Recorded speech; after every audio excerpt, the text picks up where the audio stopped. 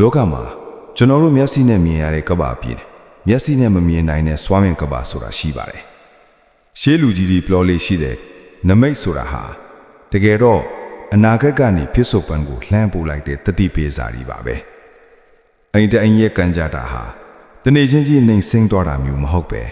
တစားစားနဲ့ပြည့်ရင်လာတတ်တာပါမိတ်ဆွေတို့တတိထားမိရဲ့လား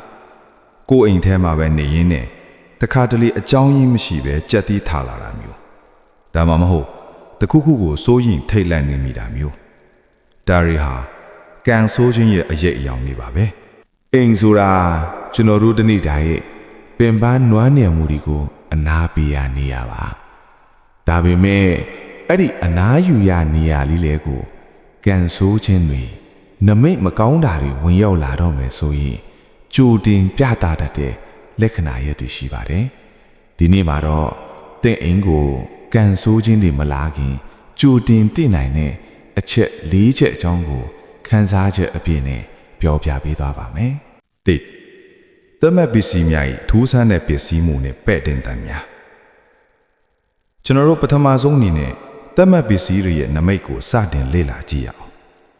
စိတ်ပန်နီးကြကြည့်ရင်တော့ပစ္စည်းတစ်ခုပျက်စီးတာဟာတက်တန်းကုန်လို့ပြောနိုင်ပေမဲ့အချိန်ကာလတစ်ခုတည်းမှာပစ္စည်းတွေတပြိုင်နက်ပျက်စီးလာတာကတော့ရိုးသားမှုမရှိပါဘူးနာယီတွေဤတတိပြေးချက်နာယီဆိုတာအချိန်ရဲ့သင်္ကေတကံကြမ္မာရဲ့စက်ဝင်ပါအိမ်မှာရှိတဲ့နာယီတွေဟာဘက်ထရီအသစ်လဲထားရဲ့လက်ရက်တန်းသွားတာမျိုးဒါမဟုတ်ပဲ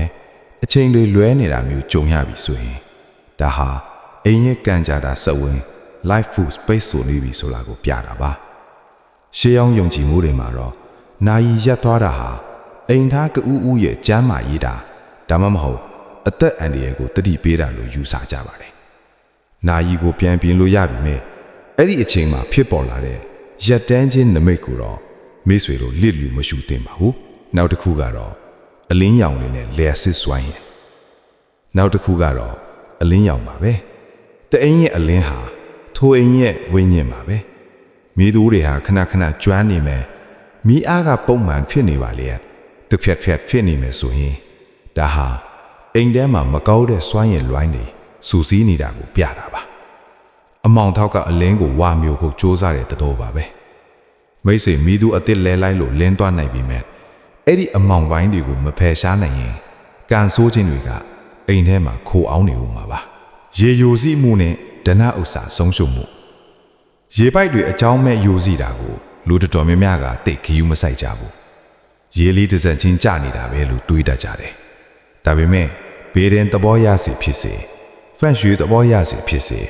ရေဆိုတာငွေကြေးပါပဲရေတွေအကြောင်းမဲ့ဆင့်ထွက်နေတာဟာမိတ်ဆွေရဲ့စီးပွားရေးမှာအဖက်မတင်ပဲငွေတွေယူဖြည့်တော့မှနမိတ်ပါအိမ်ထဲမှာရေဝက်နေတာနေရန်ခွေမှာရေမိုးတွေတက်လာတာဟာအိမ်ရဲ့လက်လာပါကိုပိတ်ပင်တဲ့အတိကအချက်ဖြစ်ပါတယ်ထူးဆန်းတဲ့အတန်ဘလောင်များညာနတ်တဲ့ကမိတ်ဆွေတယောက်တည်းရှိနေခြင်းမှာအိမ်ရဲ့အပေါ်ဓာတ်ကလူလန်းလျှောက်တန်လို့ပရိပုဒ္ဓတွေရွှေ့တန်လို့ကြားဘူးပါသလားဒါမှမဟုတ်နေရန်ထဲကနေတဆုံတယောက်ကလက်သေးနဲ့ကုတ်နေတယ်လို့အတန်မျိုးပေါ့ဒါဟာတစ်သီးတွေဂျုံတာဆန့်တာလို့စိန်ကြီးပေးလို့ရပါမယ်စိတ်ထဲမှာထင်ခနဲဖွက်သွားစေတဲ့အတန်မျိုးဆိုရင်တော့ဒါဟာအိမ်ရဲ့စောင့်ရှောက်ကြီးတွေကမိတ်ဆွေကိုအချက်ပေးနေတာပါတတိထားပါတခုခုမားနေပြီဆိုတဲ့တည်င်းစကားပါပဲနေအိမ်မွေးတရိษံများနဲ့အပင်များကြီးတုံ့ပြန်မှုဒုတိယအချက်ကတော့ကျွန်တော်တို့ထက်အာယုံ6ပါးပိုထပ်မြတ်တဲ့တတ္တဝါလေးတွေအကြောင်းပါတရိษံတွေဟာလူတွေမမြင်နိုင်တဲ့လွမ်းအလင်းအတီကိုမြင်နိုင်ကြပါတယ်ခွေးတွေရဲ့ထူးခြားတဲ့အပြုမှုခင်ဗျားတို့ရဲ့အိမ်မွေးခွေးလေးဟာတခါတလေမှလေထဲကိုကြည်ပြီးဟောင်နေတာမျိုးဒါမှမဟုတ်အကြောင်းရင်းမရှိပဲအမီးကုတ်ပြီးကြောက်လန့်တကြားတနွေရမှာဖုံးနေတာမျိုးလုပ်တတ်ပါသလားခွေးတွေဟာမကောင်းတဲ့ဝိညာဉ်ဒါမှမဟုတ်မကောင်းတဲ့စွမ်းရည်ထုတ်တွေကိုအနံ့ခံစွမ်းရှိပါတယ်သူတို့ကလေထဲကိုကြည်ပြီးဟောင်နေတာဟာမိတ်ဆွေကိုကာကွယ်ပေးဖို့ကြိုးစားနေတာပါအထူးသဖြင့်ညသန်းကောင်မှာအကြာကြီးဦးနေမယ်ဆိုရင်တော့ဒါဟာတေချာပေါကံဆိုးခြင်းဗမိတ်တစ်ခုခုအိမ်ထဲကိုဝင်လာနေပြီဆိုတာပြတာပါကြောင်းလေးနဲ့အမောင်တော့ကြောင်းတွေကတော့ခွေးတွေနဲ့ဆန့်ကျင်ပါသူတို့ဟာစွမ်းရည်တွေကိုစုပ်ယူကြတယ်ကြ ကျင်းရဲ့ကြောင်လေးကအိမ်နဲ့တနေရာတဲကိုပဲစူးစူးဆိုင်ဆိုင်ကြည်နေမယ်အဲ့ဒီနေရာကိုတွားဖို့ညှင်းဆန်နေမယ်ဆိုရင်အဲ့ဒီနေရာမှာစွမ်းအင်တွေပုတ်ဆိုးနေပြီဆိုတာသိနိုင်ပါတယ်အပင်တွေရဲ့အတန်မဲ့သေးဆုံးခြင်းအပင်တွေဟာအိမ်ရဲ့ချမ်းမာကြီးပရာတိုင်တွေပါအပင်တစ်ပင်ဟာရေလဲမှန်နေအောင်လဲရပါလေရုတ်တရက်တအိမ်လုံးကအပင်တွေပြိုင်တူညှို့နွမ်းသွားတာဟာအိမ်ထဲမှာအစိတ်အတောက်စွမ်းရင်တွေအရန်မားလို့ပါအပင်တွေဟာအိမ်သားတွေကိုကာကွယ်ပေးတဲ့အနေနဲ့အဲ့ဒီမကောင်းတဲ့စွမ်းရင်တွေကိုသူတို့ကိုယ်တိုင်စုပ်ယူပြီးအသေးခံသွားကြတာဖြစ်ပါတယ်မိတ်ဆွေရဲ့အပင်တွေအကြောင်းမဲ့တည်ဆုံးနေပြီဆိုရင်တော့မိတ်ဆွေရဲ့ကံကြတာကိုပြန်စစ်ဆေးဖို့အချိန်တန်ပါပြီ3စိတ်လိုက်များပြည့်လွင်ချွေနဲ့အိမ်တွင်ပฏิပတ်ခတ်များမိတ်ဆွေပစ္စည်းတွေပြက်တာတိရစ္ဆာန်တွေထူခြားတာကအပြင်ဘနမိတ်တွေပါဒါပေမဲ့တကယ်တမ်းအကြောက်ဆုံးနမိတ်ကတော့မိတ်ဆွေတို့ရဲ့စိတ်ထဲမှာဖြစ်ပေါ်လာတဲ့ပြောင်းလဲမှုတွေပါပဲအိမ်ဆိုတာစိတ်အေးချမ်းရနေရာဖြစ်ရမှာပါဒါပေမဲ့အိမ်ထဲကိုချေချော့လိုက်တာနဲ့မိတ်ဆွေရဲ့စိတ်တွေကလေးလံထိုင်ဝမ်းလာပြီဆိုရင်ဒါဟာအကြီးမားဆုံးတတိပေးချက်ပါပဲအကြောင်းမဲ့ဒေါသနဲ့အငြင်းပွားမှုများမိတ်ဆွေတို့တတိထားကြည့်ပါအရင်ကအေးအေးဆေးဆေးရှိလာတဲ့မိသားစုဝင်တွေဟာအခုနောက်ပိုင်းစကားပြောရင်တခွန်းမခံပြန်ပြောလာတာမျိုးအသေးအဖွဲကိစ္စလေးကအစားအော်ဟဲ့ရန်ဖြစ်တဲ့အထိဖြစ်လာပြီလားဒါဟာတိုက်ဆိုင်မှုမဟုတ်ပါဘူးမကောင်းတဲ့စွမ်းရည်တွေဟာလူတွေရဲ့စိတ်ကိုစော့ပေးတတ်ပါတယ်အိမ်ထဲမှာမေတ္တာဓာတ်လော့နေလာတဲ့အခါဒေါသဓာတ်ကအလိုလိုနေရယူလာတာပါဒီလိုအခြေအနေမျိုးဟာကန်ဆိုးခြင်းကိုဖိတ်ခေါ်တဲ့ဓမ္မန်ချက်ကိုဖွင့်လိုက်တာနဲ့အတူတူပါပဲအိမ်ပြန်ရန်ဝန်လေးခြင်းတနည်းလားအလုပ်ပြီးလို့အိမ်ပြန်ရမယ်ဆိုရင်မိတ်ဆွေပျော်နေရမယ့်အစားငီးငွေ့နေပြီလားအိမ်ထဲကိုဝင်လိုက်တာနဲ့ရင်ဘတ်ထဲမှာတခုခုနဲ့ဖိထားတယ်လို့မျိုးဒါမှမဟုတ်အသက်ရှူရတာကြက်တယ်လို့မျိုးခံစားရတာဟာအိမ်ရဲ့လေထုထဲမှာကန်ဆူးခြင်းအငွေ့အသက်တွေပြည့်နှံနေလို့ပါအပြင်းမနေရင်ပျော်နေပြီးအိမ်ထဲရောက်တာနဲ့စိတ်ညစ်ညူးလာတာဟာတင့်အိမ်ကတင့်ကိုညင်းရည်နေတဲ့လက္ခဏာဖြစ်တယ်လို့တခုခုကတင့်ရဲ့ကောင်းတဲ့စွမ်းအင်တွေကိုစုပ်ယူနေတာလည်းဖြစ်နိုင်ပါတယ်အိမ်မက်ဆိုးများနဲ့အိတ်ဆက်ခြင်းပြဿနာများညဘက်တွေမှာအိတ်မပျော်တာ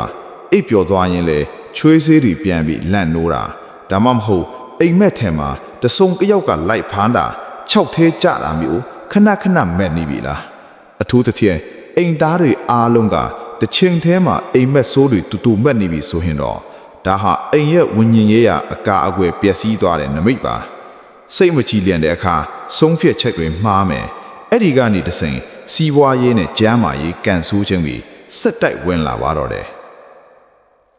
၄အနတ်အသက်နဲ့အပူအေးတို့ရဲ့နံပိုင်းဆိုင်ရာပြောင်းလဲခြင်းနောက်ဆုံးအချက်ကတော့အာယုံခံစားခြင်းရဲ့အဆုံးဆုံးအချက်ပါပဲဒါဟာအမတင်ထူးခြားနီးကြောက်ရတယ်စရာလည်းကောင်းပါတယ်ကျွန်တော်တို့ရဲ့အာယုံ၅ပါးကနေတိုက်ရိုက်ခံစားရတဲ့နမိတ်တွေပေါ့ရုတ်တရက်အေးစိမ်သွားတဲ့နေရာတွေအိမ်ထဲမှာလမ်းလျှောက်နေရင်တနေရာရောက်ရင်ရုတ်တရက်ကြက်တီးထားသလောက်အေးစိမ်သွားတာမျိုးခံစားဖို့ပါလားအဲ့ဒီနေရာမှာပန်ကာလည်းမရှိဘူးလေဝင်ပေါက်ကလည်းမရှိဘူးဒါပေမဲ့အဲ့ဒီတဝိုက်ကလေထုကရေခဲတိုက်ထဲရောက်သွားသလိုမျိုးထူးထူးခြားခြားအေးဆက်နေတတ်ပါတယ်ဒါကို cold sports လို့ခေါ်ပါတယ်နန်လောကသားတွေဒါမှမဟုတ်အမကန်ပြင်းထန်တဲ့ကန်ဆိုးခြင်းစွမ်းအင်တွေကပတ်ဝန်းကျင်ရဲ့အပူဓာတ်ကိုစုပ်ယူတတ်ပါတယ်မိတ်ဆွေရဲ့အိမ်ထဲမှာဒီလိုအေးစိမ်တဲ့နေရာတွေရှိလာပြီဆိုရင်ဒါဟာမမြင်နိုင်တဲ့အဖော်မွန်တွေရှိနေတဲ့နမိတ်ပါအကြောင်းမဲ့ရရှိလာတဲ့အနံ့ဆိုးများတန်ရှင်းရေးကိုအမြဲလွတ်နေတောင်အိမ်ရဲ့ဒေါင်းတနေရာကနေအသားပုံနှံ့လို့ဆာဖာနှံ့လို့ဒါမှမဟုတ်အမပုံနှံ့လို့ရတတ်ပါတယ်အဲ့ဒီအနံ့ကခဏပဲရတာမျိုးမဟုတ်ဘဲအိမ်ထဲမှာဝယ်နေတတ်ပါတယ်ဒီလိုအနံ့ဆိုးတွေဟာအမှန်ကလာတတ်ရဲ့ရုပ်ဝတ္ထုပူခြင်းအခုဟာတခါတလေမှာတော့အနံ့ဟာပုံနှံ့မဟုတ်ဘဲလူသေးရင်ထွန်းတဲ့အမွေးတိုင်နှံ့လိုမျိုးဒါမှမဟုတ်ဟောင်းနှွေးနေရဲ့အဝတ်ထဲနှံ့မျိုးဖြစ်တတ်ပါတယ်ဒါဟာအိမ်ကိုကန်ဆိုးခြင်းတွေကလွှမ်းမိုးထားပြီဆိုတာကိုမိတ်ဆွေရဲ့နှာခေါင်းကတဆင့်သတိပေးနေတာပါမိမောင်းကြုံစေတဲ့အရေးအယောင်တွေမိတ်စီအစွန်ကတဆုံတစ်ခုဖြက်ပြေးသွားသလိုခံစားရတာဒါမှမဟုတ်အမောင်ထဲမှာလူရိတ်လိုမြင်နေရတာတွေဟာ စိတ်ဆွဲတာလို့ထင်မိမယ်ခဏခဏဖြစ်လာရင်တော့မဟုတ်တော့ပါဘူးအလင်းလောင်မရှိတဲ့နေရာတွေမှာအရေးတွေကပိုထင်ရှားလာသလိုအိမ်ရဲ့ကန့်ကြသားမိန်လာတဲ့အခါမှာလေဒီလိုထူးဆန်းတဲ့အာယုံတွေကပိုပြီးပေါ်လွင်လာတတ်ပါတယ်မိတ်ဆွေဒီအချက်၄ချက်ကိုကြုံတွေ့နေပြီဆိုရင်ကြောက်ရွံ့ပြီးထိုင်နေဖို့မဟုတ်ပါဘူးနမိတ်ဆိုတာကြိုးတင်ပြင်ဆင်ဖို့ပေးတဲ့အခွင့်အရေးပါမိတ်ဆွေရဲ့အိမ်ကိုပြန်လဲတန့်စင်ဖို့လိုအပ်နေပါပြီအိမ်တအိမ်ရဲ့ကန့်ကြသားကိုပြန်လဲမြင့်တင်ဖို့ဆိုရင်နောက်မှပြောပြမယ့်အချက်တွေကိုလိုက်နာကြည့်ဖို့ကျွန်တော်အကြံပြုချင်ပါတယ်တဲ့အမိုက်နဲ့အသုံးမလို့ပစ္စည်းတွေကိုစွန့်ပစ်ပါအိမ်မှာအကွဲနေတဲ့ပကံတွေပြက်နေတဲ့နာရီတွေမစည်းတော့လေဖနက်အဟောင်းတွေကိုစုမထားပါနဲ့ဒါတွေဟာကန်ဆိုးခြင်းကိုဆွဲဆောင်တဲ့တန်းလိုက်ပါအိမ်ကိုပစ္စည်းတွေအသစ်တွေနဲ့ပြည့်နေဖို့ထက်ရှင်းလင်းနေဖို့ကပိုအရေးကြီးပါတယ်ရှင်းလင်းတဲ့နေရာမှာပဲကောင်းတဲ့စွမ်းအင်ကဝင်နိုင်ပါတယ်နှစ်အလင်းနောင်တဲ့လေဝင်းလေထွက်မောင်မဲနေတဲ့အိမ်ဟာမကောင်းတဲ့စွမ်းအင်တွေခိုးအောင်ရာဖြစ်ပါတယ်မနက်ခင်းမှာပြည်ရင်းပေါတွေကိုဖွင့်ပါနေဆောင်ကြီးကိုအိမ်ထဲဝင်ခွင့်ပေးပါနေဆောင်ကြီးထဲမှာပါတဲ့တဘာဝစွမ်းအင်ကမကောင်းတဲ့အငွေအထည်တွေကိုတတ်ပေးနိုင်ပါတယ်၃အတန်နဲ့အနံ့ငွေကူစားခြင်းအိမ်ထဲမှာငြင်းချမ်းတဲ့တရားတော်တွေပရိတရားတော်တွေဒါမှမဟုတ်စိတ်အေးချမ်းစေတဲ့ဂီတတွေကိုဖွင့်ထားပါအမွှေးတိုင်ထုံးတာပဲဖြစ်ဖြစ်တဘာဝအမွှေးစီ essential wine တွေကိုတုံးတာပဲဖြစ်ဖြစ်အိမ်ရဲ့အနံ့အသက်ကိုပြောင်းလဲလိုက်ပါဒါဟာအိမ်ရဲ့စွမ်းအင်ကိုချက်ချင်းပြောင်းလဲသွားစေနိုင်ပါတယ်၄စိတ်ထားကိုပြင်ဆင်ခြင်းအရေးကြီးဆုံးကတော့အိမ်သားတွေရဲ့စိတ်ပါအိမ်ထဲမှာဆဲရဲတိုင်းဝါတာတွေဒေါသထွက်တာတွေကိုတတ်နိုင်သမျှရှောင်ပါမေတ္တာဓာတ်ဟာကန်ဆိုးခြင်းကိုကာကွယ်နိုင်တဲ့အကောင်းဆုံးအကာအကွယ်တစ်ခုပါမိတ်ဆွေကန်ဆိုတာပြင်လို့ရပါတယ်နမိတ်ဆိုတာကြိုးတင်တတိပေးကြပါမိတ်ဆွေရဲ့အိမ်မှာဒီလိုအချက်တွေဂျုံတွေ့နေပြီဆိုရင်ကြောက်ရွံ့တုန်လှုပ်မနေပါနဲ့ဒါဟာတင့်ကိုပြင်ဆင်ဖို့အချိန်ပေးတာလို့ပဲသတ်မှတ်လိုက်ပါတင့်အိမ်လေးဟာနှွေးထွေးမှုတွေနဲ့ရေမောတန်တွေနဲ့ပြည့်နှက်ပြီးကန်ဆိုးခြင်းမှန်သမျှဝေးကွာပါစေလို့ကျွန်တော်ဆုထောင်းပေးလိုက်ပါတယ်တတိရှိမှုကတင့်ဘဝကိုပိုမိုလုံခြုံစေပါလိမ့်မယ်မေတ္တာဟာအတောက်ဆုံးအလင်းသလိုအခိုင်အမာဆုံးအကာအကွယ်လည်းဖြစ်ပါတယ်နားဆင်ပေးခဲ့ကြတဲ့အတွက်ကျေးဇူးအထူးတင်ပါတယ်ဘေးအန္တရာယ်ကင်းဝေးပြီးစိတ်အေးချမ်းသာရတဲ့အိမ်လေးတစ်လုံးကိုပိုင်ဆိုင်နိုင်ကြပါစေ